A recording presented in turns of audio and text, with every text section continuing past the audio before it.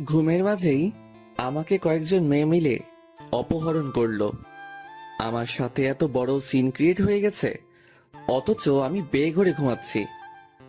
যখন ঘুম ভাঙলো তখন দেখি কয়েকজন মেয়ে মিলে আমার দিকে ভয়ানক দৃষ্টিতে তাকিয়ে আছে। তাদেরকে দেখে মুহূর্তের মধ্যেই ঘুমের সমস্ত রেশ কেটে গেল। আমি হতবাক হয়ে তাকিয়ে আছি তাদের দিকে। কি রে, এভাবে তাকিয়ে কি দেখছিস? আপনারা কারা? আর কোথায় নিয়ে এসেছেন আপনারা আমাকে? আমরা তোর জন, আর তোকে আমরা অপহরণ করে নিয়ে এসেছি। কিন্তু কেন? আমি কি এমন করেছি? তোকে আমাদের ত্রিধা ম্যামের ভালো লেগেছে, তাই তিনি তোকে অপহরণ করতে বলেছে। মেয়েগুলোর কথার আগামাথা কিছুই বুঝলাম না। আমি কার এমন কি ক্ষতি করেছি যে আমাকে এভাবে ঘুম পাতালে অপহরণ করে নিয়ে এসেছে? মাথায় যেন কিছুই খেলছে না।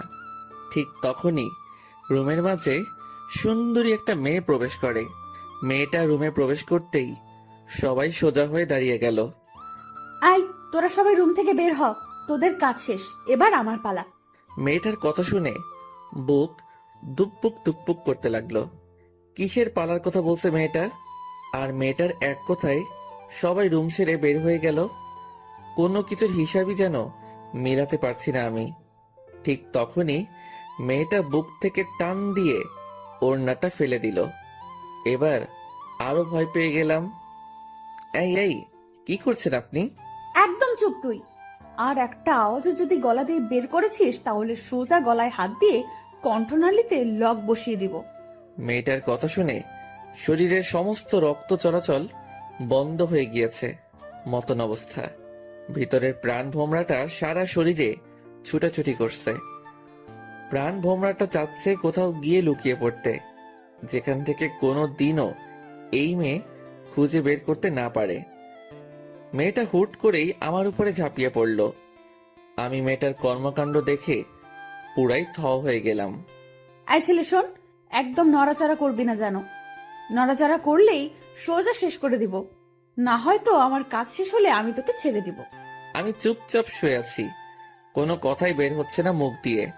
মেয়েটা এবার বড় ধরনের ঝাটকা দিল আমাকে। সে আমার ঠোঁট জোড়ায় নিজের ঠোঁট বসিয়ে দিয়েছে। সে আমার ঠোঁটে পাগলের মতন স্পর্শ করতে শুরু করে। আমার দুই হাত সে নিজের হাতে পেঁচে নিয়ে নিয়েছে। সে আমায় পাগলের মতন চুমো খাচ্ছে। আর আমি মরার মতন বিছানায় শুয়ে আছি।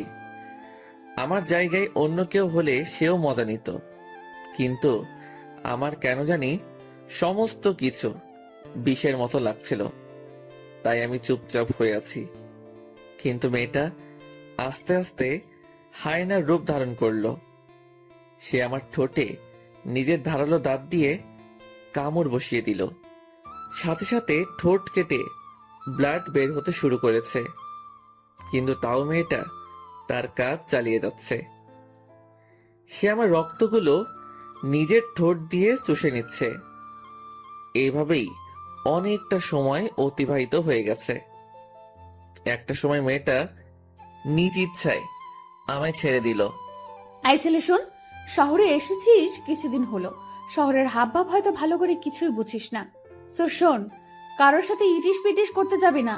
আর কেউ তোর সাথে ইটিস পিটিস করতে আসলেও বলবি যে তোর উপরে ত্রিধার হাত পড়ে গেছে। মেয়েটার কথা শুনে আবারও একটা শক খেলাম।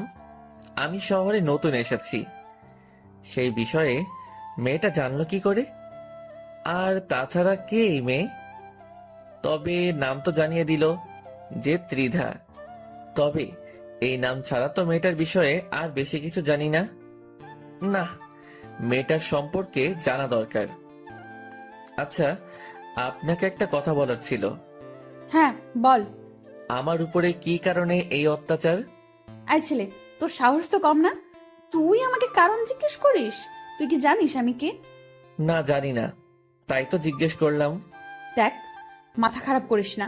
এই শহরে আমার মুখের উপরে কথা বলবে এমন কেউ নেই। তবে তুই যেহেতু জানতে চাইছিস, তাহলে কিছুটা বলি তোকে। শোন, তোকে আমার ভালো লেগেছে, তাই তোর উপরে অধিকার খাটিয়েছি। শোন, আমি ছাড়া অন্য কোনো নারী যেন তোর সংস্পর্শে না আসে, না হয়তো প্রাণ হারাবি। কিছুই বললাম না মেয়েটাকে আর, কারণ বলার মতন কিছুই নেই মেয়েটাকে। এতদিন ধরে দেখে এসেছি যে ছেলেরা মেয়ের উপরে জুলুম আর অন্যায় করে, কিন্তু আজ তার উল্টো দেখলাম। হয়েছে, এবার চলে যা তুই। আমার গাড়ি তোকে তোর বাসা অবধি ছেড়ে দিয়ে আসবে। আমি বিছানা ছেড়ে উঠে পড়লাম। মেয়েটা আমায় রুমে ছেড়ে দিয়ে চলে গেল। আমিও রুম থেকে বের হয়ে গেলাম। রুম থেকে বের হতেই দেখি বাসার সামনে গাড়ি দাঁড় করানো। ত্রিধা নামক মেয়েটা কি এই গাড়ির কথা বলেছে, যে এই গাড়ি আমায় বাসায় ছেড়ে দিয়ে আসবে? কিছুই বুঝে উঠতে পারছি না, তাই গাড়ির সামনে দাঁড়িয়ে আছি। তখনই গাড়ির ভিতর থেকে ড্রাইভার চেঁচিয়ে উঠল, এই বেটা, গাড়িতে উঠিস না কেন? তোরে কি ইনভাইট দিয়ে গাড়িতে উঠাতে হবে নাকি? লোকটার কথা শুনে বুঝে গেলাম ত্রিধা নামক মেয়েটা এই গাড়ির কথাই বলেছে। আর কিছু না ভেবে গাড়িতে উঠে গেলাম। লোকটা গাড়ি স্টার্ট করতেই সেই সুন্দরী মেয়ে ত্রিধা সজোরে চেঁচিয়ে উঠল, আই ড্রাইভার, গাড়ি থামা। ত্রিধার কথা শুনে ড্রাইভার গাড়ি বন্ধ করে দিল, আর ত্রিধা সোজা ভিতর থেকে বের হয়ে এসে ড্রাইভারের কলার চেপে ধরে। আই বেটা, তোকে কে সাহস দিয়েছে ওর সাথে এইভাবে কথা বলার? তোর সাহস তো দেখছি অনেক বেড়েছে। না কিছু বলি না দেখে পিঠে পাকনা গজিয়েছে। ম্যাম, আমার ভুল হয়ে গেছে, আজকের পরে এমন আর হবে না। আজকের মতো সাবধান করে দিলাম, পরের বার থেকে ওর সাথে যদি কোনো ধরনের বাজে ব্যবহার করিস তাহলে সোজা পিঠের চামড়া উঠিয়ে ফেলবো। মনে রাখবি, সে আমার অনেক কাছের মানুষ। মেয়েটার এমন ধারা আচরণ দেখে বেশ অবাক হলাম, কিন্তু কিছু না বলে গাড়িতে উঠে গেলাম। ড্রাইভার গাড়ি ড্রাইভ করে আমায় বাসায় ছেড়ে দিয়ে আসলো। আমি বাসায় নামতেই দেখি মুন্না দাঁড়িয়ে আছে। কি রে, তুই এতটা সময় কোথায় ছিলি? আর তোর ঠোঁটের এই অবস্থা কেন? আরে একটা সমস্যা হয়েছে, তাই সেটা সেরে আসলাম। কি সমস্যা? শহরে আসলি 2 দিন হলো না, তার মাঝে সমস্যায় জড়িয়ে গেলি? আরে না, তেমন কোনো সমস্যা না। আচ্ছা বাদ দে এখন ওসব কথা, আগে বল কলেজের কি অবস্থা। আমি অ্যাডমিশন করিয়ে দিয়েছি তোকে, কাল থেকে কলেজ শুরু করিস। আচ্ছা। বাট একটা কথা মাথায় রাখিস, কলেজে অনেক সমস্যায় পড়তে হবে তোকে। একটা মেয়ে আছে কলেজে, সে খুব ডেঞ্জারাস। আর তাছাড়া সিনিয়র কিছু আছে যারা অল টাইম র্যাগিং দেয়, তাদের থেকেও একটু সাবধানে থাকিস। আর পরোক্ষভাবে কারোর সাথে ঝামেলা করিস না। আরে সমস্যা নেই, আর আমি কার সাথে ঝামেলা করব? আমার পোশাক আশাক দেখলেই তো মানুষ আমার থেকে অনেক দূরে সরে যাবে।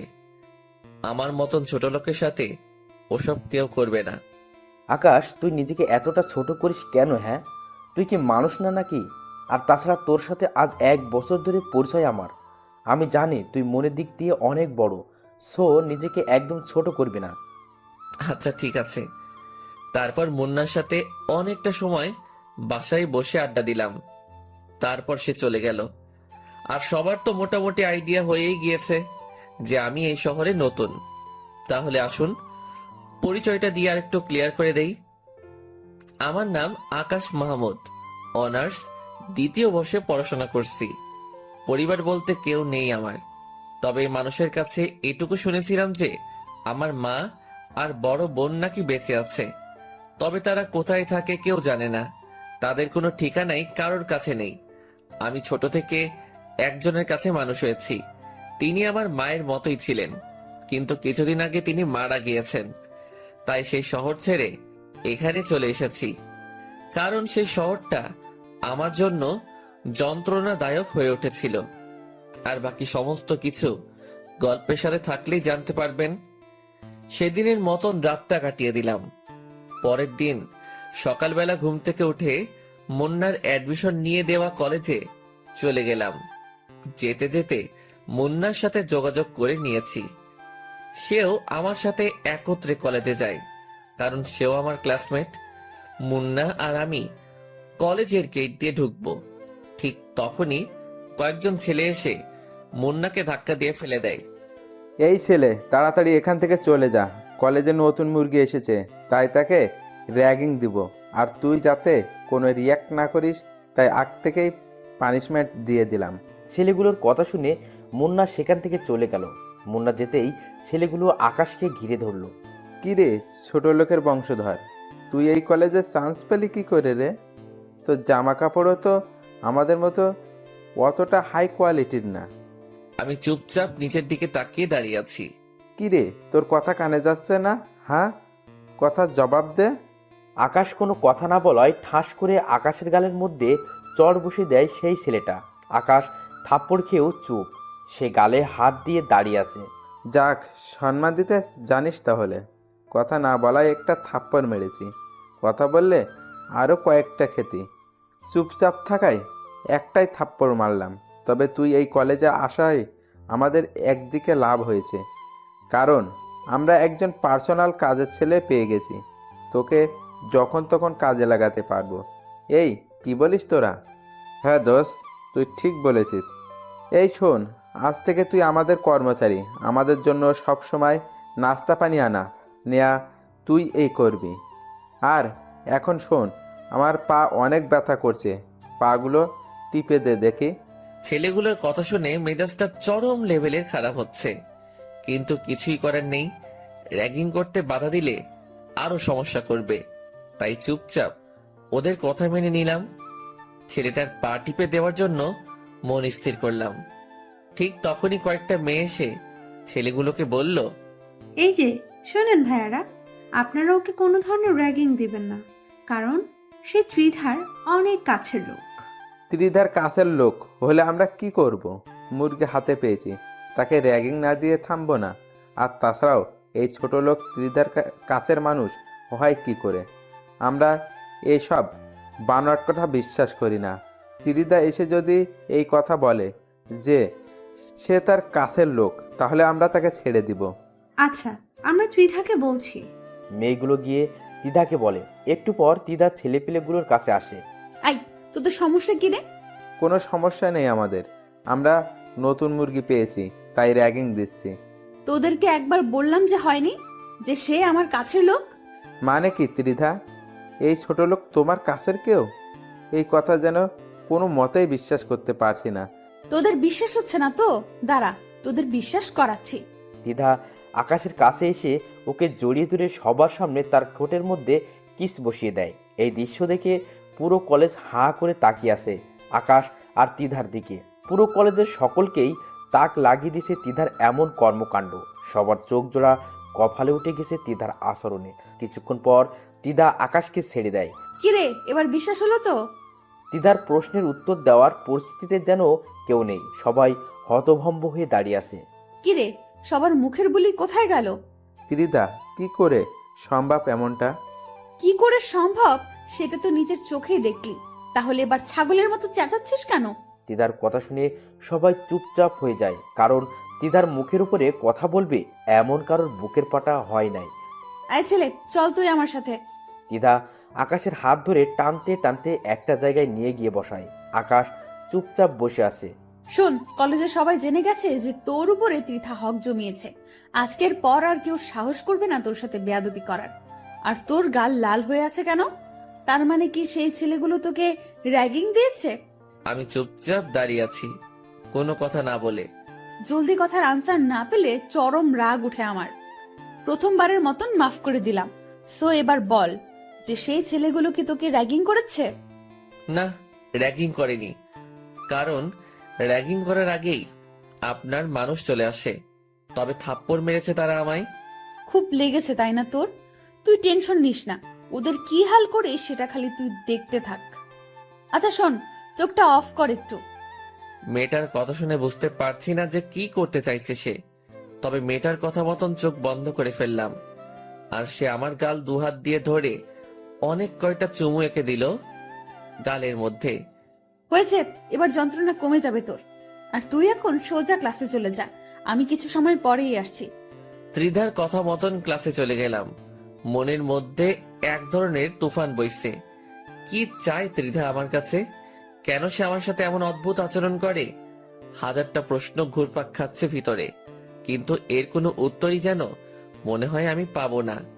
তারপর ক্লাসে চলে গেলাম। স্যার এবং ক্লাসের সকলের সাথে পরিচিত হয়ে নিলাম।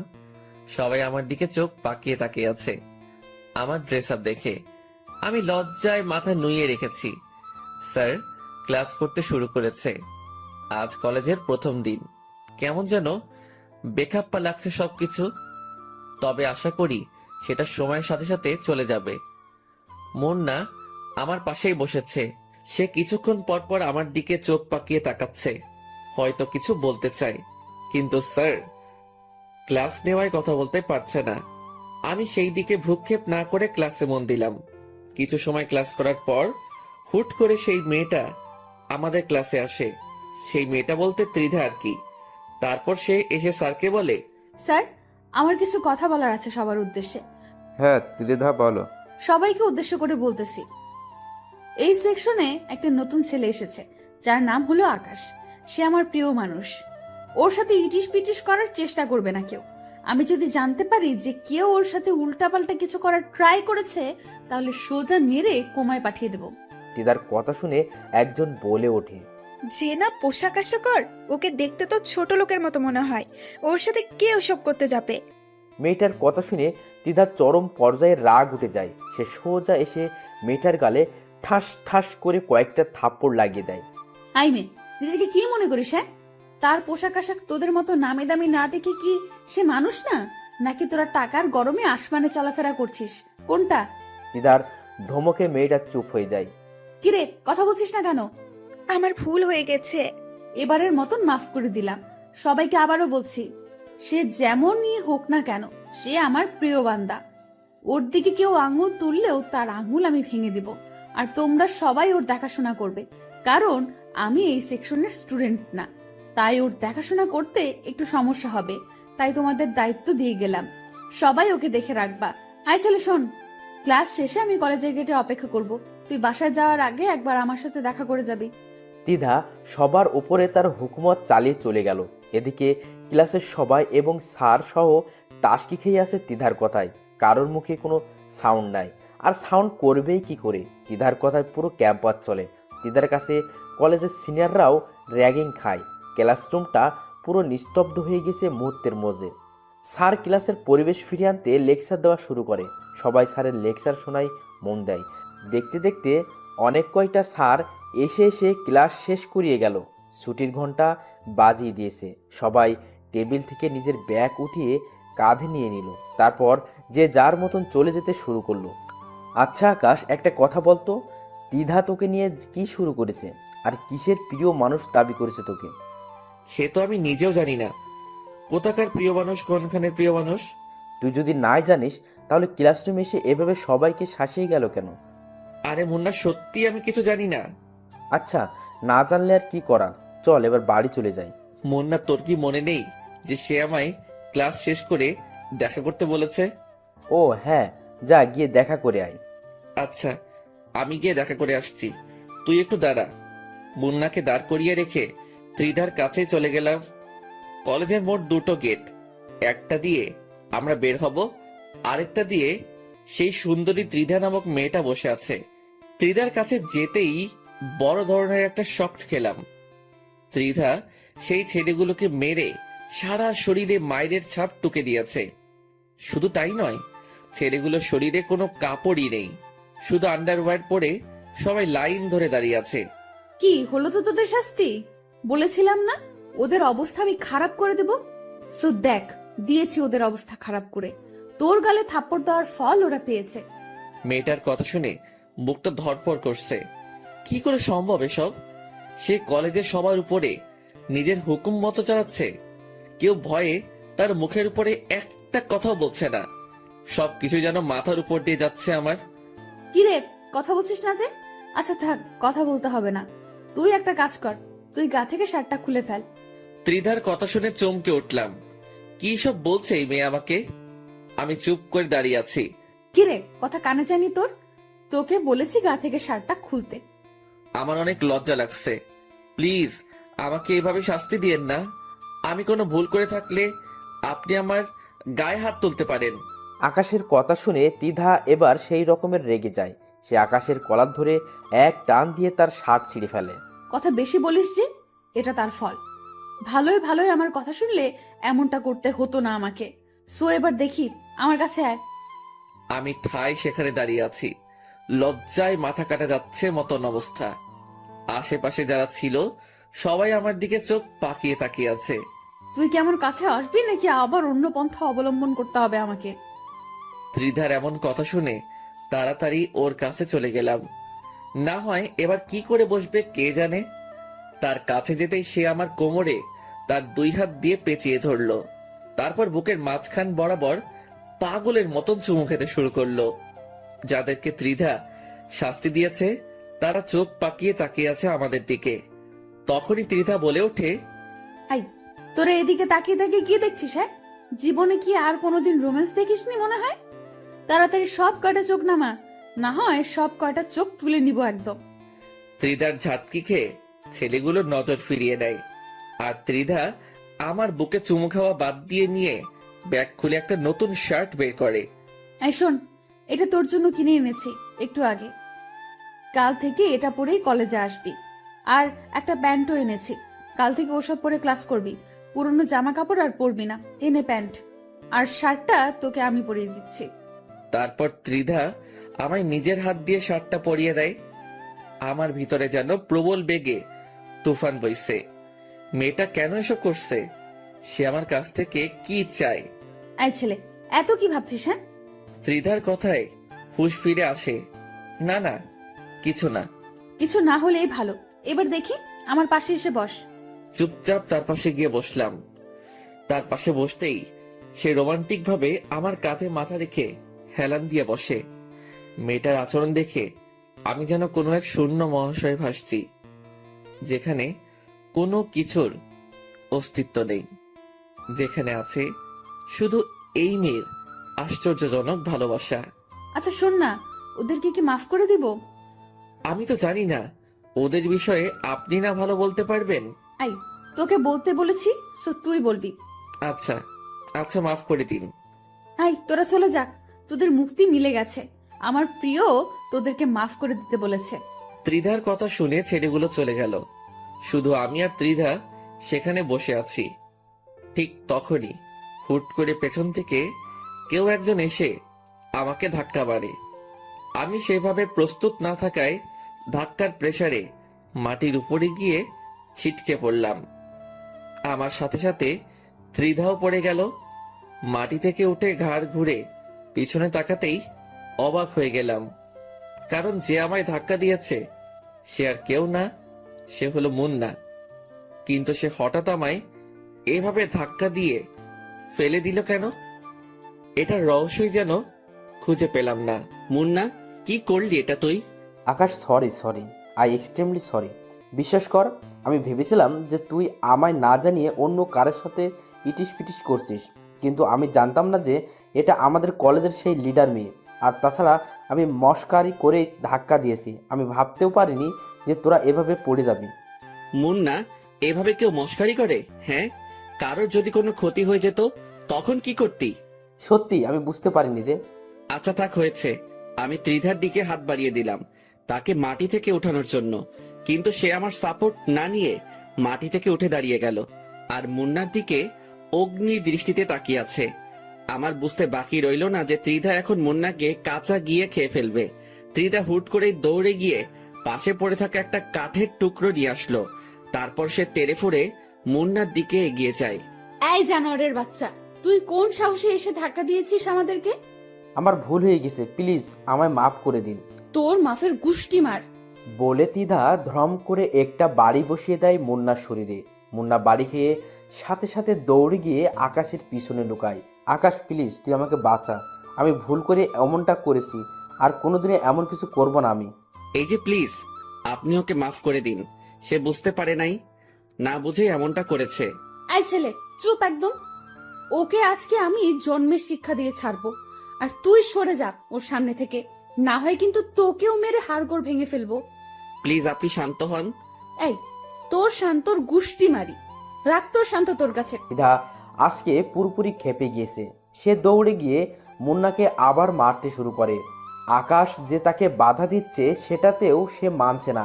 সে মুন্নাকে মারতে মারতে মাটিতে ফেলে দেয়। তিধার এমন রাগ দেখে আকাশের বুঝতে বাকি নেই যে আজ খারাপ কিছু ঘটবে। না, মেয়েটাকে থামানো দরকার, কিন্তু কি করে থামাবো তাকে? মাথায় যেন কিছুই কাজ করছে না। মাথায় পুরো জটলা পেকে গেছে। তৎক্ষণাৎ আর কিছু না পেয়ে ত্রিধাকে পেছন থেকে গিয়ে ঝাপটে জড়িয়ে ধরলাম। 2 হাত দিয়ে তাকে পেঁচিয়ে নিয়ে শক্ত করে জড়িয়ে ধরেছি। মেয়েটার সারা শরীর আগুনের মতন হিট হয়ে আছে। এ ছেলে, তুই আমাকে ছেড়ে দে। ওকে না খেলালে আজকে শান্তি আমার লাগবে না। না, আমি আপনাকে ছাড়বো না। প্লিজ, আপনি আগে শান্ত হন। মেয়েটাকে নিজের শরীরের সমস্ত শক্তি দিয়ে জড়িয়ে ধরেছি, কিন্তু সে আমার থেকে ছাড়া পাওয়ার আপ্রাণ চেষ্টা করছে। কিন্তু আমি তো তাকে ছাড়বো না। তবে সেও নাছোড়বান্দা, সেও তার কাজ চালিয়ে যাচ্ছে। শেষমেশ আর কিছু না পেয়ে ত্রিধার ঠোঁট জোড়ায় নিজের ঠোঁট বসিয়ে দিলাম। এবার সে শান্ত হয়ে গেল। অন্যদিকে মুন্নাকে হাত দিয়ে ইশারা করে চলে যেতে বলতেছি। সে আমার ইশারা মতন সেখান থেকে চলে যায়। এদিকে ত্রিধা পুরো পাগল হয়ে গিয়েছে। তার মাথা থেকে মায়ের ভূত তো নেমেছে, কিন্তু আরেকটা ভূত চেপে ধরেছে তাকে। তাকে আমি অনেকক্ষণ যাবৎ ছাড়ার চেষ্টা করছি, কিন্তু সে আমার ঠোঁট জোড়া নিজের আয়ত্তে নিয়ে রেখেছে। তার থেকে কোনোভাবেই নিজেকে ছাড়াতে পারছি না। সে আমার ঠোঁটের অবস্থা 12টা বাজিয়ে দিয়েছে। সে হুট করেই আমার ঠোঁটের মধ্যে নিজের দাঁত বসিয়ে দিয়ে পরে ছেড়ে দেয়। তার ধারালো দাঁত আমার ঠোঁট পুরো ক্ষত করে দিয়েছে।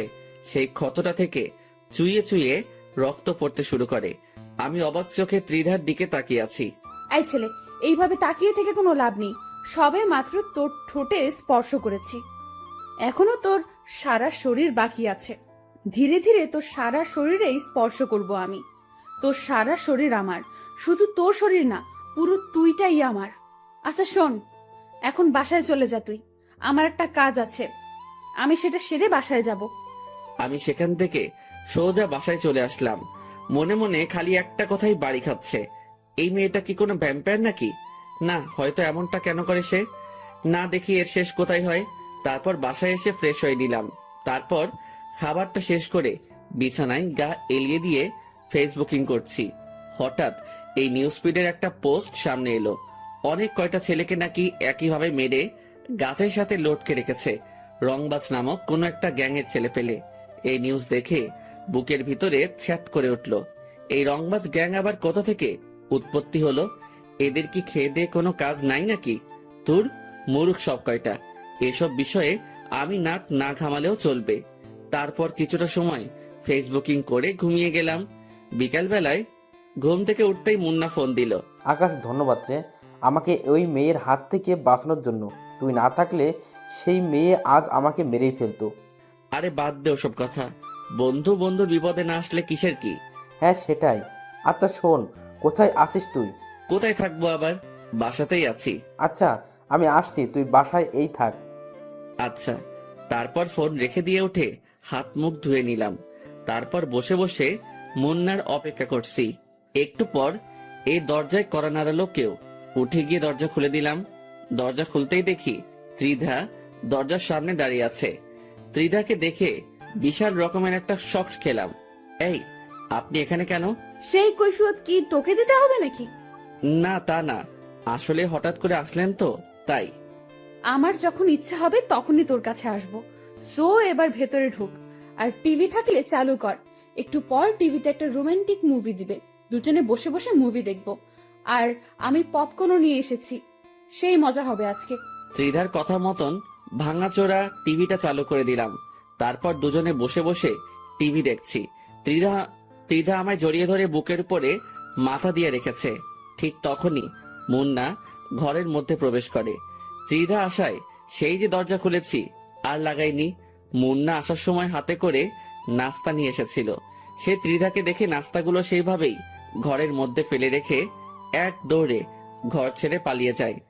আই বেয়াদব ছেলে, ওই ছেলে তোর বাসায় কেন এসেছে? সে আমার বন্ধু হয়, তাই এসেছে। তো এইভাবে দৌড়ে পালালো কেন? আপনাকে দেখে। যা, ওকে গিয়ে ধরে নিয়ে আয়। ওকে ধরে এনে আমার সামনে হাজির কর। ত্রিধার কথা মতন বাসা থেকে বের হয়ে মুন্নাকে ফোন দিলাম। এই মুন্না, কই তুই? তোকে ত্রিধা বাসায় আসতে বলেছে, তাড়াতাড়ি বাসায় আয়। আকাশ, আমায় কি মেরে ফেলার প্ল্যান করছিস নাকি তোরা? আরে কি সব বলছিস? হ্যাঁ, তোকে আমরা মেরে ফেলতে যাব কেন পাগল? ত্রিধা তোকে ওর সামনে নিয়ে যেতে বলেছে। সো তুই বাসায় আয়, আর তোর কিছুই হবে না। আমি আছি, তুই আমার উপরে ভরসা রাখতে পারিস। আচ্ছা আসছি। কিছুক্ষণ পর মুন্না বাসায় আসে। তাকে নিয়ে ত্রিধার কাছে গেলাম।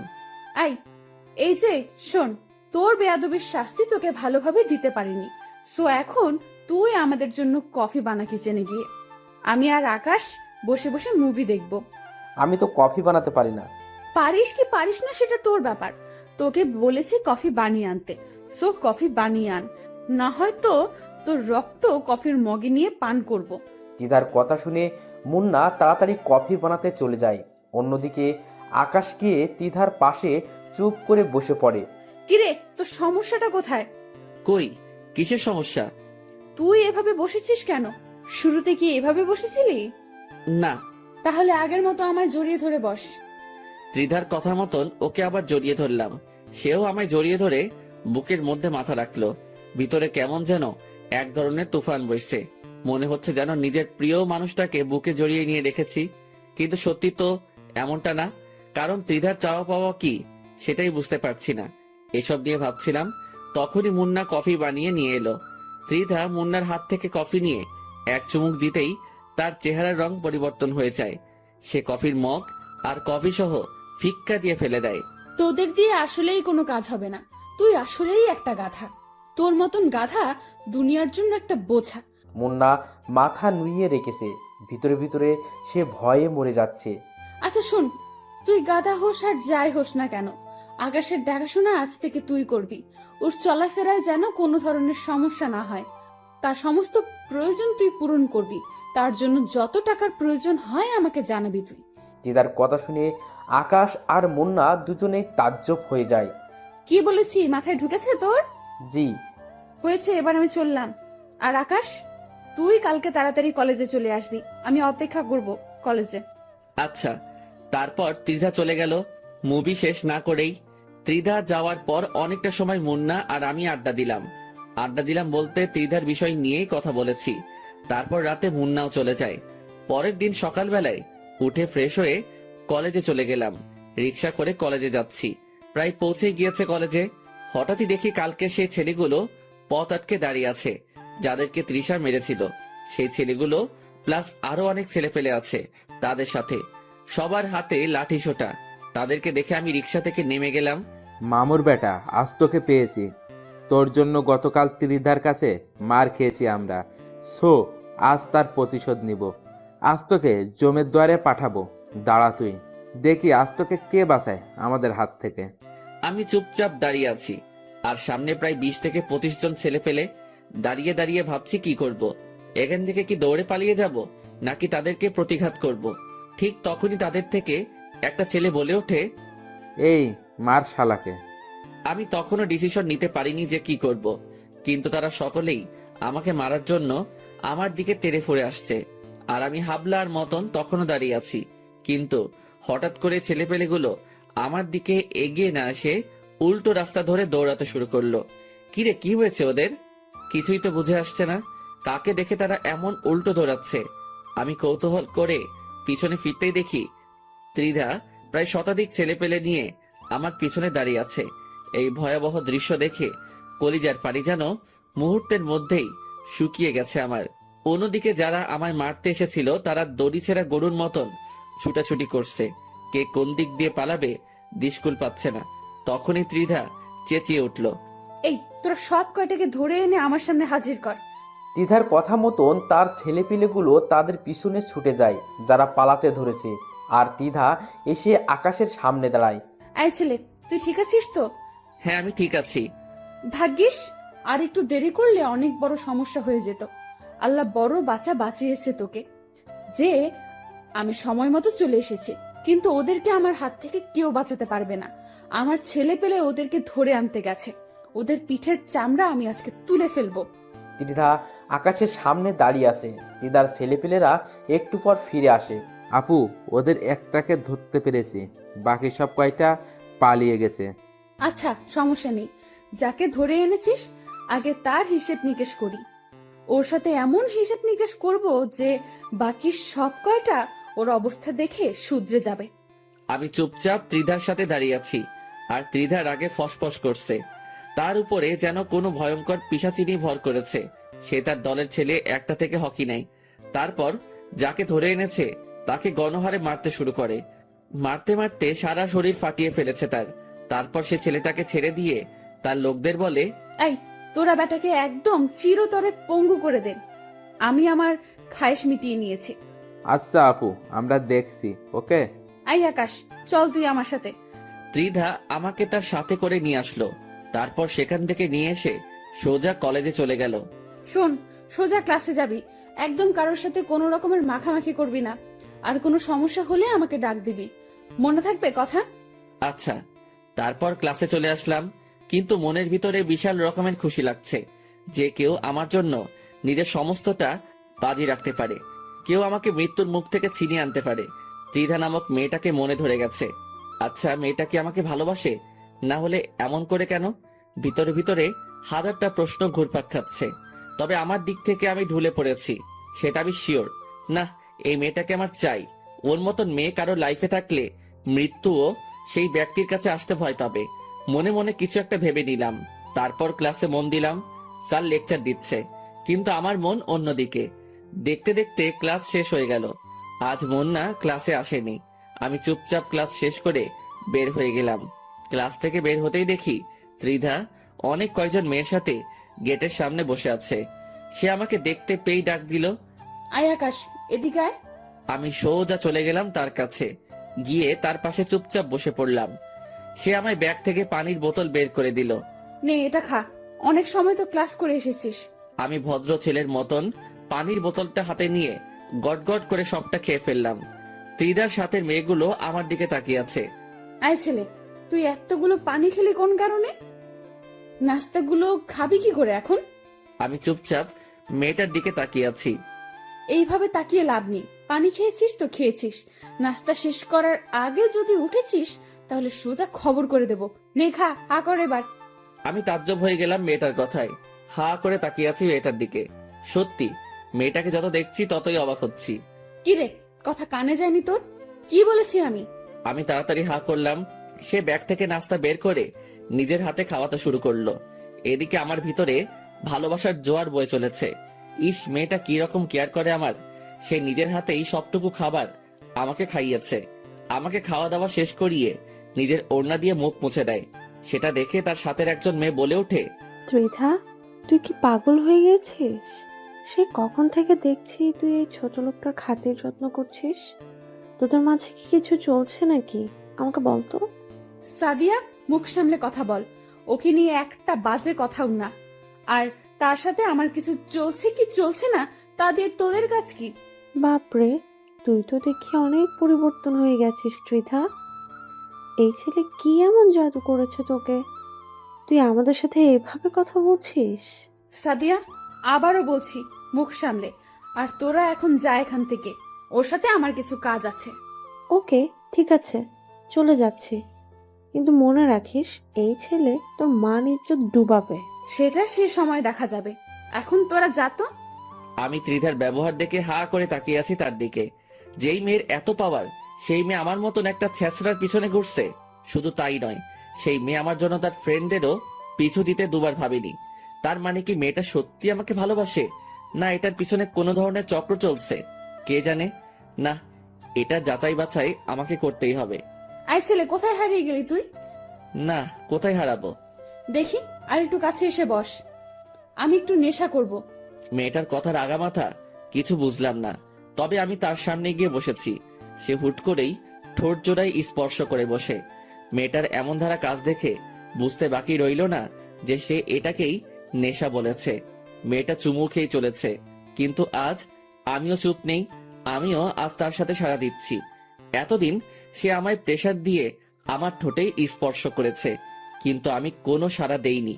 কিন্তু আজ কেন জানি তার উল্টো করলাম। আজ তার মোহে পড়ে গেছি। পাগলের মতন চুমু খাচ্ছি দুজন দুজনকে, কিন্তু হুট করে সে আমাকে ধাক্কা দিয়ে সরিয়ে দিল। আই ছেলে, বাসায় চলে যা তুই। না, আমি যাব না।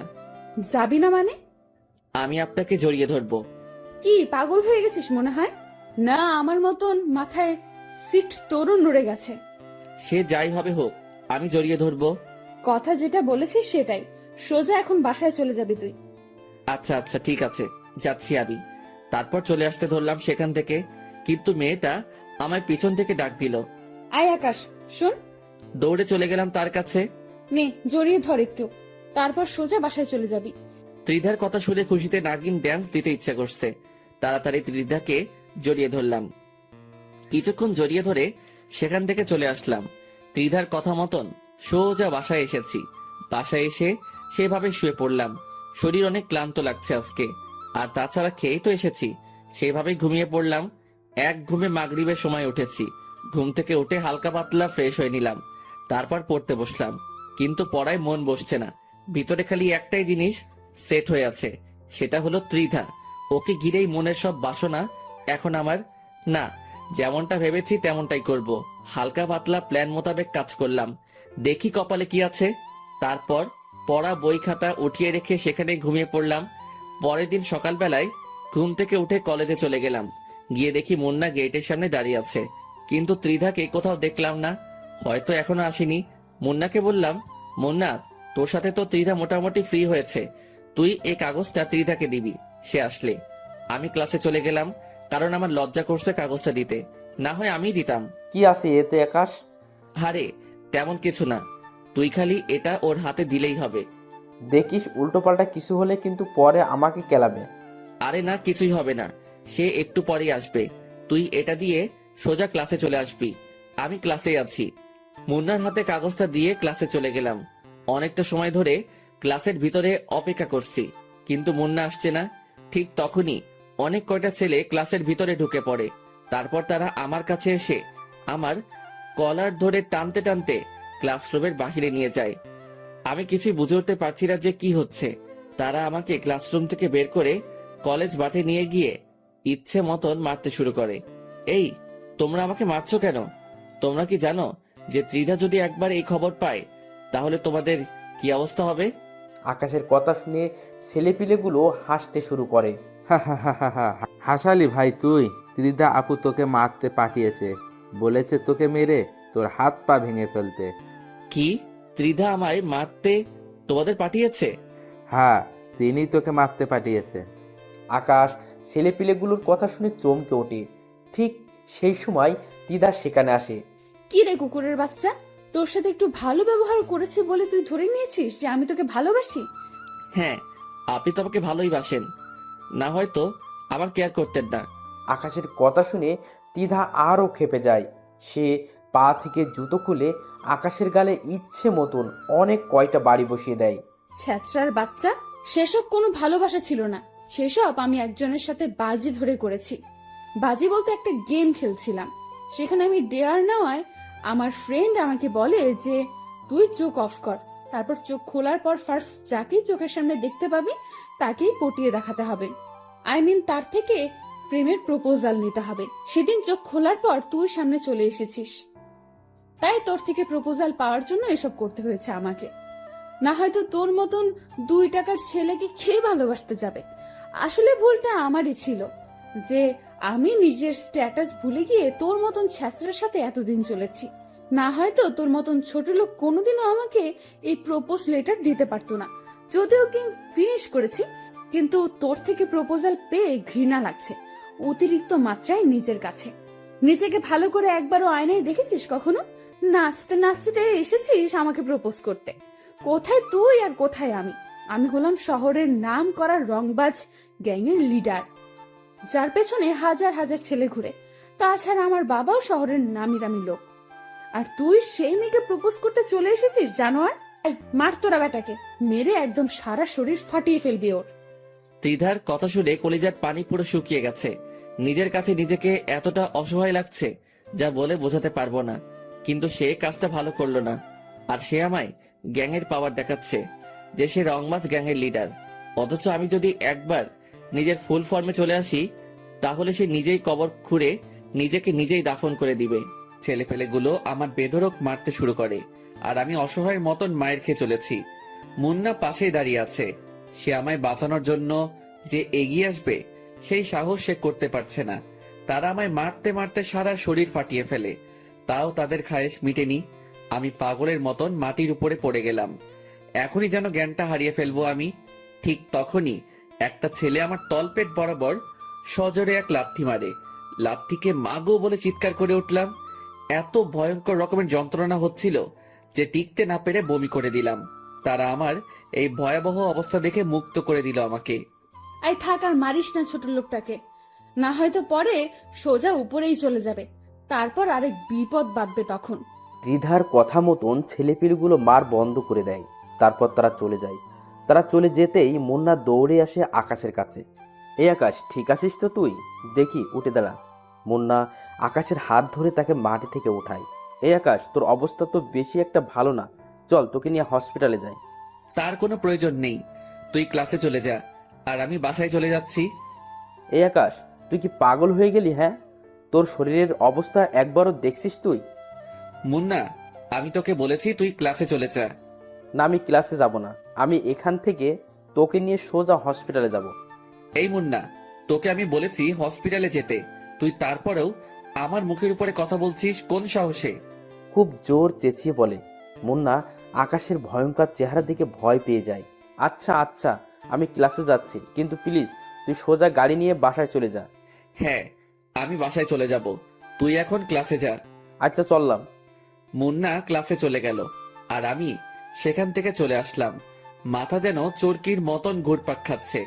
সচ্ছলভাবে হাঁটার শক্তিটাও হারিয়ে ফেলেছি, কিন্তু তাও আমি নিজের জোরে কলেজ থেকে বেরিয়ে গেলাম। কারণ এত পরিমাণ লজ্জা লাগছে নিজের কাছে, যা বলে বোঝাতে পারবো না। তারা যখন আমায় মেরেছে তখন পুরো কলেজ আমার দিকে চোখ পাকিয়ে তাকিয়েছিল।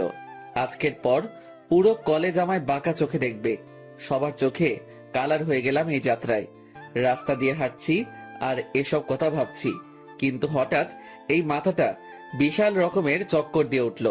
আমার সমস্ত দুনিয়াদারি ঘুরতে শুরু করলো। চোখে যেন আর কিছুই দেখতে পাচ্ছি না। হুট করেই মাথায় হাত দিয়ে রাস্তার মাঝে বসে পড়লাম। ঠিক তখনই কোথা থেকে যেন অল্প বয়সী একটা মেয়ে দৌড়ে আসে আমার দিকে। এই যে, কি হয়েছে আপনার? আর আপনার সারা শরীরে এইসব কিসের দাগ?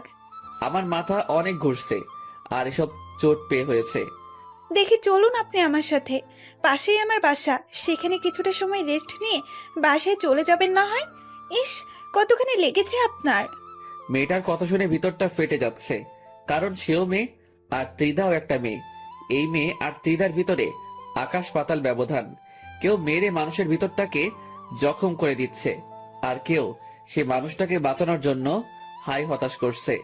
মেয়েটা আমায় ধরে ধরে তার বাসায় নিয়ে গেল, তারপর আমায় রুমের মাঝে নিয়ে গিয়ে সোফায় বসিয়ে দিল। পরে সে ভিতরে গেল। এদিকে আমার যন্ত্রণা আরো বেড়ে গেছে, আর টিকে থাকতে পারলাম না। সেইভাবেই জ্ঞান হারিয়ে ফেললাম। 3 দিন পর জ্ঞান ফিরে এসেছে।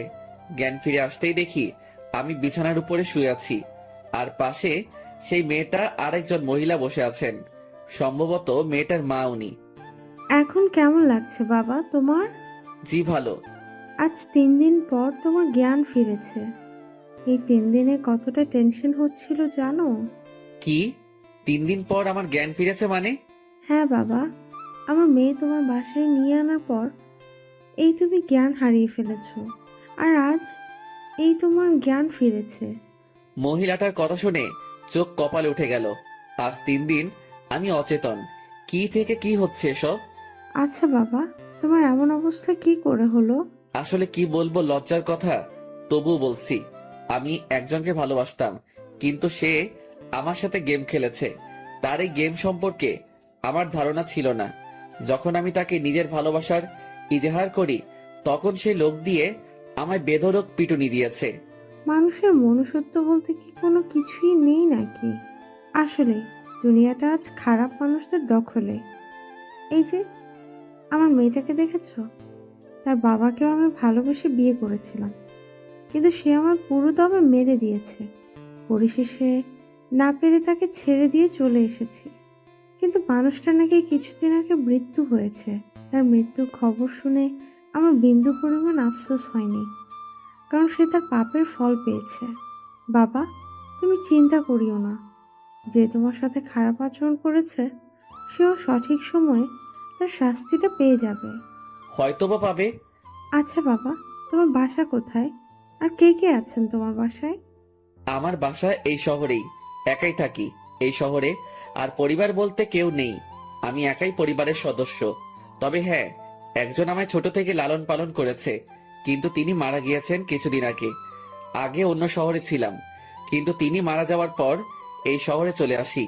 এখানকার একটা কলেজে অ্যাডমিশন নিয়েছে। ইসরে, অনেক কষ্ট হয় চলতে তোমার, তাই না? না আন্টি, তেমন কিছুই না। আচ্ছা, এবার আমার যাওয়া উচিত, কারণ এমনিতেই অনেক ঝামেলায় ফেলে দিয়েছে আপনাদেরকে। এই ছেলে, একদম নড়বে না বিছানা থেকে। কিসের কষ্ট, হ্যাঁ? তুমি আমার ছেলেরই মতো। সো কোথাও যাবে না এখন তুমি। যতদিন তুমি সুস্থ হবে না ততদিন তুমি এখানেই থাকবে। মা বয়সী মানুষটার কথা শুনে হা করে তাকিয়ে আছি। দুনিয়ায় সত্যি ভালো মানুষ আছে।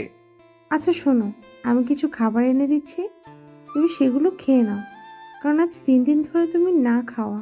তিনি আমার জন্য খাবার আনতে চলে গেলেন, আর তিনার মেয়েটা আমার পাশে বসে আছে। আচ্ছা, আপনি মনে হয় মানুষটাকে অনেক ভালোবাসতেন, তাই না? হ্যাঁ। সত্যি মানুষটা অনেক বেশি কষ্ট পাবে এই ব্যবহারের জন্য। অবশ্যই সে বুঝবে একদিন।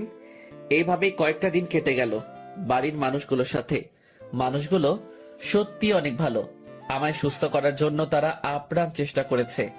আজ একটু সুস্থতা অনুভব করছি।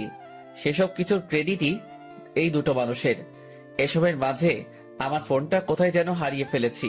ঠিক তখনই আন্টির মেয়ে এসে আমায় ফোনটা দিল হাতের মধ্যে।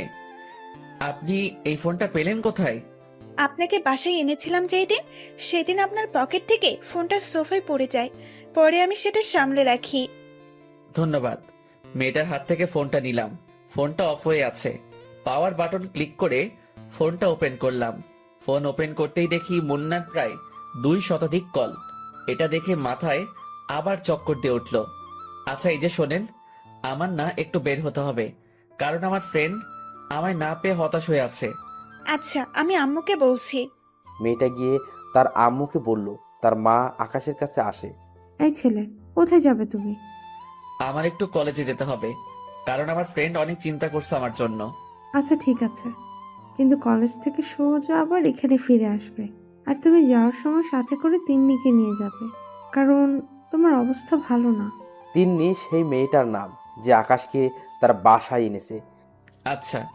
তারপর তিন্নিকে সাথে নিয়ে কলেজে চলে গেলাম, আর মুন্নার নাম্বারে মেসেজ করে বললাম কলেজ মাঠে আসতে। যদিও সে এখন কলেজে থাকবে, কারণ এখন কলেজ টাইম। কলেজে গিয়ে অপেক্ষা করতে লাগলাম মুন্নার জন্য। একটু পর মুন্না ক্লাসরুম ছেড়ে বের হয়ে আসলো। এই আকাশ, এতদিন কোথায় হাওয়া হয়ে গেছিলি তুই? তোর বাসায় গিয়ে খোঁজ করে এসেছি, কিন্তু তোর কোনো খোঁজ পাইনি। আর তাছাড়া নাম্বারে তো কতবার কল দিয়েছি তা আল্লাহ জানে। আরে ছিলাম এক জায়গায়। আচ্ছা বাদ দে এখন ওসব কথা। কি খবর বল? হ্যাঁ আছি কোনো রকম। তোর কি অবস্থা? আর তোর পাশে কে উনি? আমি ভালো আছি, আর সে হবে একজন। ছাড় ওনার কথা, চল কোথায় গিয়ে বসে কথা বলি। তারপর মুন্না আর আমরা সহ কলেজের গন্ডিতেই একটা বড় গাছ আছে, সেটার নিচে গিয়ে বসলাম। তারপর সেখানে বসে অনেকটা সময় কথাবার্তা বললাম। আচ্ছা থাক মুন্না, তুই আজকের মতন চলে যাই। কালকে থেকে আবার কলেজ রানিং করব। আচ্ছা ঠিক আছে। মুন্নাকে বিদায় দিয়ে আমি আর তিন্নি চলে আসতে ধরলাম। ঠিক তখনই দেখি গেটের সামনে ত্রিধা দাঁড়িয়ে আছে অনেক কয়টা মেয়ের সাথে। সে আমাকে দেখে হা করে তাকিয়ে আছে আমার দিকে। আমি তাকে দেখেও না দেখার ভান করে মাথা নুয়ে বের হয়ে গেলাম, কিন্তু সে পিছন থেকে এসে আমার শার্টের কলার ধরে টান দিল। কিরে ছোট লোক, তুই আবারও এই কলেজে? তোর কি লজ্জা শরম বলতে কিছুই নেই নাকি? না মার খেয়েও তোর শিক্ষা হয়নি কোনটা? আর সাথে দেখি সুন্দরী মেয়ে নিয়েও ঘুরছিস। কলার ছাড়েন, আমি বাসায় যাব, আর আমি কাকে নিয়ে ঘুরবো সেটা আমার বিষয়। কি? তুই আমার মুখের উপরে কথা বলিস? তোর সাহস তো দেখি অনেক বেড়ে গেছে।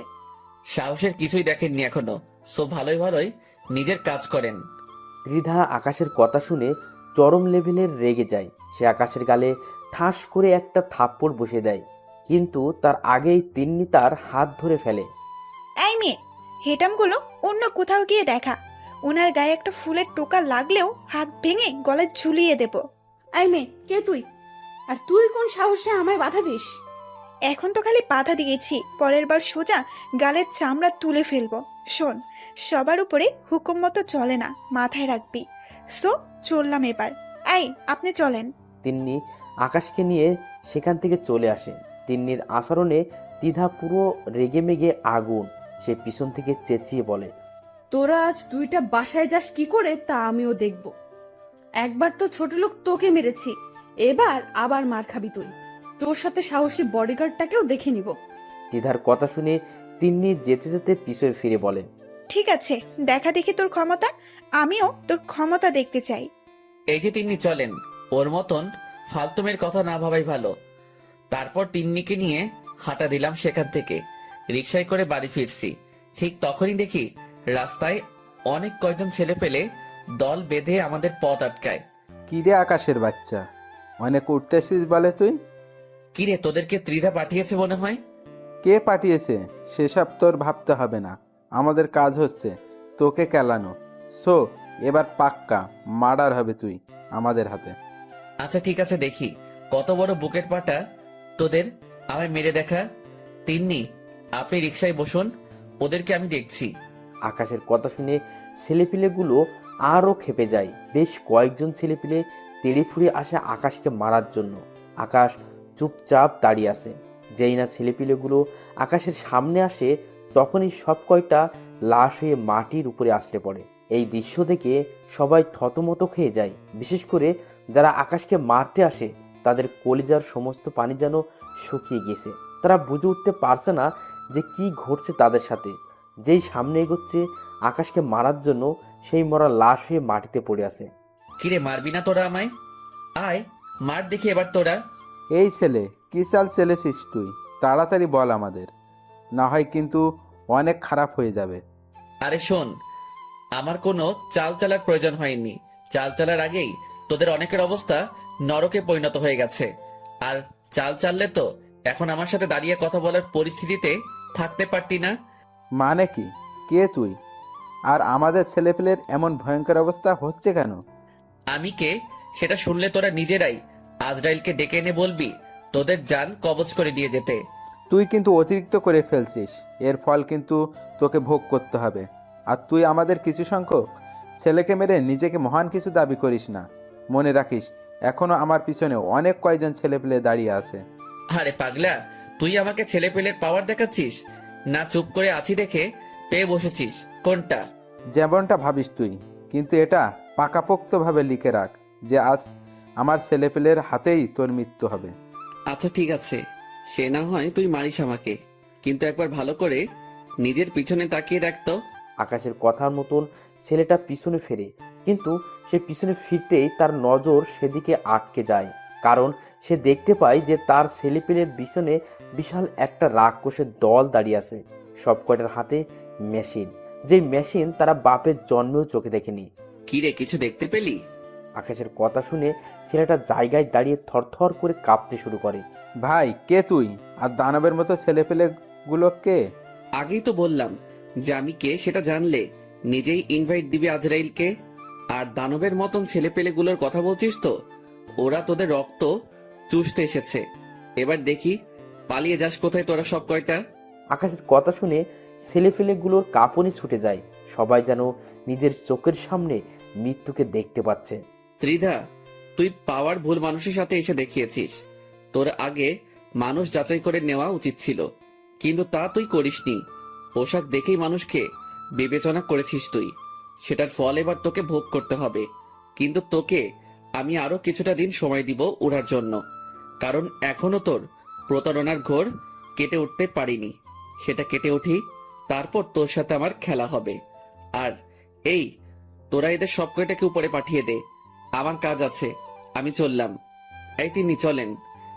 আমি আর তিন্নি হাঁটা দিলাম। তিন্নি আমার দিকে চোখ পাকিয়ে পাকিয়ে তাকাচ্ছে। অন্যদিকে আমার ছেলে পেলে তাদের খেল শুরু করে দিয়েছে। কিন্তু হুট করেই যে ছেলেটা এতটা সময় আমার সাথে কথা বলেছে, সে এসে আমার পায়ের উপরে হুমড়ি খেয়ে পড়ে। ভাই, আমাকে মাফ করে দিন। সত্যি আমি জানি না যে আপনি কে আর কি আপনার পরিচয়। তবে এটা বলতে পারি যে আমি অনেক বড় ভুল করে ফেলেছি আপনাকে মারতে এসে। প্লিজ ভাই, আপনার পা ধরে কুড়ো জোরে ক্ষমা চাচ্ছি। আল্লাহর ওয়াস্তে আমাদেরকে মাফ করে দিন। কেন এখন কেন? তোরা না আমায় মারতে চেয়েছিলি, কিন্তু এখন কেন পা ধরে মাপ চাইছিস? ভাই, আমরা আপনাকে চিনতে পারিনি। আমি শিওর যে আপনি অনেক বড় মাপের কেউ হবেন, না হয়তো আপনার জন্য এত মানুষ কখনোই আসতো না। আর তাছাড়াও যারা এসেছে তাদেরকে দেখে মানুষ বলে মনে হচ্ছে না। তাদেরকে দেখেই মনে হচ্ছে যেন তারা কোনো বনের হিংস্র হায়েনা। তারা রক্তের নেশায় বন ছেড়ে লোকালয়ে উঠে এসেছে। ভাই প্লিজ, আপনার পা দুটো ধরে মাফ চাচ্ছি। আজকের পর কোনোদিন আর এই দুঃসাহস করব না। আচ্ছা ঠিক আছে, যা, মাফ করে দিলাম। কিন্তু কিন্তু কি কিন্তু ভাই? একটা শর্তে মাফ করব। ভাই আপনি একবার মুখ ফুটে বলেন, খালি আমরা আপনার সব শর্তে রাজি। তুই এখন ত্রিধাকে ফোন দিয়ে বলবি যে আকাশকে শেষ করে দেওয়া আমাদের সাহসে কুলোয়নি। সো আপনার বিষয়ে আপনি দেখেন, আমরা আর নাই এসবের মাঝে। তারপর ফোন কেটে দিবি। ভাই এক্ষুনি আমি ফোন লাগাচ্ছি। ছেলেটা ফোন লাগিয়ে দিয়ে দিদাকে সেম কথা বলে যা আকাশ তাকে শিখিয়ে দিয়েছে। ভাই এবার তো আমাদের ক্ষমা করে দিবেন। হ্যাঁ, তোদের ক্ষমা করে দিয়েছি। এই, তোমরা আর কেউ ওদেরকে মেরো না। ওদের হিসাব নিকাশ এখানেই শেষ। আর শোন, তোদেরকে যেন এসবের মাঝে আর কোনোদিন না দেখি। আর যারা এখন আমায় মারতে এসে নিজেকে শেষ করেছে, তাদের লাশ জানাজা দিয়ে মাটির নিচে দাফন করে দিবি। ভাই আপনার হুকুম যেমন করেছেন আমরা তেমনই পালন করব। আকাশের কথা মতন ছেলেপিলেগুলো তাদের সহপাঠীদেরকে নিয়ে চলে যায়, আর আকাশের ছেলেপিলেরাও চলে যায়। এদিকে আকাশ রওনা হয় তিন্নিকে নিয়ে বাসার উদ্দেশ্যে। যেতে যেতে তিন্নি আকাশকে জিজ্ঞাসা করে, আচ্ছা, আমার কিছু জানা ছিল। হ্যাঁ বলেন। আচ্ছা, আপনি কে বলেন তো? আর এত ছেলে পেলে আপনার পক্ষ হয়ে আসলো, তার মানেটা তো বুঝলাম না। সত্যিটা বলবো না মিথ্যা বলবো? অবশ্যই সত্যিটা বলবেন। আমি ঘুমিয়ে যাওয়া কোনো ভয়ঙ্কর চিতাবাঘ, যার পিছনে হাজার হাজার ছেলে পেলে কাজ করত। কিন্তু এখন সেসব কিছুতেই নেই। এখন একদম সাধারণ জীবনযাপন করছি। আর ছেলেপেলেগুলো আমার খবর পেয়ে এসেছে। ঘুমিয়ে যাওয়া ভয়ঙ্কর চিতাবাঘ বলতে কি বোঝালেন ঠিক বুঝলাম না। আর হাজার হাজার ছেলে পেলে কেন আপনার জন্য কাজ করতো?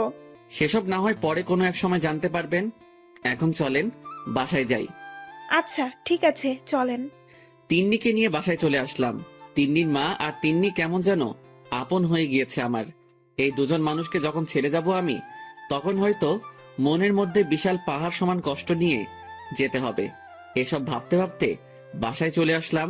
বাসায় যেতেই দেখি আন্টি খাবার দাবার রেডি করে রেখেছে। মানুষটা একদম আমার লালন পালন করা মায়ের মতন। ওনাকে দেখে কেমন যেন মায়ের ফিল আসে। শুধু তাই নয়, অনেক কষ্ট হয় তাদের এই অবস্থা দেখে। স্বামী নেই, কতটা কষ্ট করে জীবনযাপন করছে তিনারা। মনে মনে ঠিক করে নিলাম যে এখান থেকে যাওয়ার আগে ওনাদের জন্য কিছু একটা করে যাব। বাসায় এসে ফ্রেশ হয়ে খেতে বসলাম। আন্টি খাবার বেড়ে দিচ্ছে। আন্টি আপনি আর তিন্নিও আমাদের সাথে খেতে বসেন। না বাবা, অনেক কাজ আছে, সেসব শেষ না করে খাওয়া দাওয়া করা হবে না। আরে বাদ দিন না কাজ, আগে আমার সাথে খেয়ে নিন দুটো করে, পরে না হয় কাজ শেষ করবেন। দরকার হয় আমিও আপনার কাজে সাহায্য করব। বাবা সত্যি তুমি লক্ষ্মী একটা ছেলে। তোমায় কে গর্ভে ধরেছে জানি না, তবে বড়াই করে বলতে পারি যে সেই মা সার্থক। হয়েছে, এবার তো খেতে বসুন। হ্যাঁ বাবা, বসছি। এই তিন্নি, খেতে আয় তুই। আজ তিনজন মিলে একসাথে খাবো। সবাই মিলে একসাথে খেতে বসলো। এভাবেই দেখতে দেখতে ওনাদের সাথে দিনটা কাটিয়ে দিল আকাশ। পরের দিন সকালে উঠে কলেজে চলে গেলাম। কলেজে যেতেই দেখি ত্রিধা গেটের সামনে দাঁড়িয়ে আছে। সে হয়তো আমার জন্যই অপেক্ষা করছিল এতটা সময়।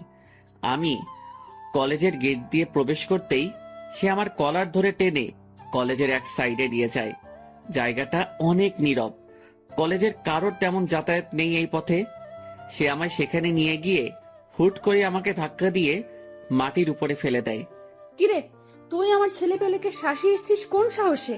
নেতা হয়ে গেছিস তুই? হ্যাঁ, তুই আমায় চিনিস বেয়াদবের বাচ্চা? আমার আশেপাশে দাঁড়ানোর যোগ্যতাও তো তোর নেই, ছোট লোক কোথাকার। আমার বাবা শহরের নামি দামি লোক, আর তুই এসে আমার সাথে টক্কর নিস? আকাশ তিধার কথা শুনে মুস্কি মুস্কি হাসছে, কিন্তু তিধার রাগ উঠে যায় আকাশের আচরণে। সে আকাশের বুকে পাড়া দিয়ে তার কপালে পিস্তাল ঠেকিয়ে ধরে। অন্যদিকে আকাশ মাটিতে অসহায়ের মতন পড়ে আছে, তার যেন প্রাণভোমরা মুখ দিয়ে বের হয়ে যাবে মতন অবস্থা। তিধার শরীরের সমস্ত শক্তি দিয়ে আকাশের বুকে পাড়া দিয়ে ধরেছে। ত্রিধা, তুমি কি আমায় মেরে ফেলবে? হ্যাঁ, মেরে ফেলতে চেয়েছিলাম, কিন্তু এখন কেন যেন মারতে ইচ্ছে করছে না তোকে। তবে কারণটা হয়তো তুই ভালো করে জানিস, যে তোর ঠোঁট জোড়া দেখলে আমি আর নিজেকে সামলে রাখতে পারি না। তো এখন কি করবে তুমি? মারলে একদম চিরতরে মেরে ফেলো তুমি আমায়। প্লিজ আমায় বাঁচিয়ে রেখে যন্ত্রণাগুলো আরো লাঘব করে দিও না। এই ছেলে, আমি কি করব সেটা তুই আমার উপরে ছেড়ে দে। তবে এখন তোর উপরে অত্যাচার করব আমি, আর তুই আমাকে তুমি করে বলছিস কোন সাহসে? আকাশ তিধার কথা শুনে চুপ হয়ে যায়, আর তিধা পিস্তল কোমরে গুজে আকাশের উপরে ঝাঁপিয়ে পড়ে। সে আকাশের ঠোঁট জোড়ায় নিজের ঠোঁট বসিয়ে দিয়েছে। মুহূর্তের মধ্যেই যেন তিধার হায়নার রূপ ধারণ করে নিয়েছে। সে আকাশের ঠোঁট কামড়ে ক্ষত বিক্ষত করে দিয়েছে। শুধু তাই নয়, আকাশের গলায় বুকে তার ভয়ঙ্কর দাঁতগুলোকে বসিয়ে দেয়। তিধা আকাশের যেই অঙ্গে স্পর্শ করেছে সে অঙ্গ থেকেই চিরচির করে রক্ত বেরোচ্ছে। এদিকে আকাশ তিধার এই ভয়ঙ্কর আচরণ সহ্য করতে না পেরে যন্ত্রণায় ছটফট করতে করতে জ্ঞান হারিয়ে ফেলে। তিধা আকাশের এমন অবস্থা দেখে তাড়াতাড়ি তাকে ছেড়ে দেয়। তারপর ব্যাগ থেকে পানি বোতল বের করে আকাশের উপরে ছিটিয়ে দেয়। অনেকক্ষণ পর আকাশের জ্ঞান ফিরে আসে। সে আবার আকাশের উপর ঝাঁপিয়ে পড়ে। আজ তোর ধৈর্যের বাহিরে গিয়ে তোর উপরে অত্যাচার করব। কিন্তু আকাশ এবার আর চুপ করে থাকে না। সে শরীরের সমস্ত শক্তি দিয়ে তিধাকে ধাক্কা মারে। তারপর মাঠ থেকে উঠে দাঁড়িয়ে যায়, আর তিধা ধাক্কার টাল সামলাতে না পেরে মাটির ওপরে গিয়ে আছড়ে পড়ে। এই শরীর খেকর বংশধর, তুই নিজেকে কি মনে করিস? হ্যাঁ, বলেই ঠাস ঠাস করে কয়েকটা থাপ্পড় বসিয়ে দিলাম। অনেক অত্যাচার করেছিস, তাই এটা তোর প্রাপ্য। আর তোকে শুরুতেই বলেছি আমায় মেরে ফেল, কিন্তু তুই আমায় মারিসনি, বরং আমার কষ্ট আরো বাড়িয়ে দিয়েছিস। আর সেই কষ্টই এখন তোর জন্য কাল হবে। আজ তুই দেখবি আমার আসল রূপ। বলেই শরীর থেকে শার্টটা খুলে ফিক্কা দিয়ে মাটির উপরে ফেলে দিলাম। তারপর ত্রিধার উপরে ঝাঁপিয়ে পড়লাম অট্টহাসি একটা দিয়ে। হা হা হা হা হা।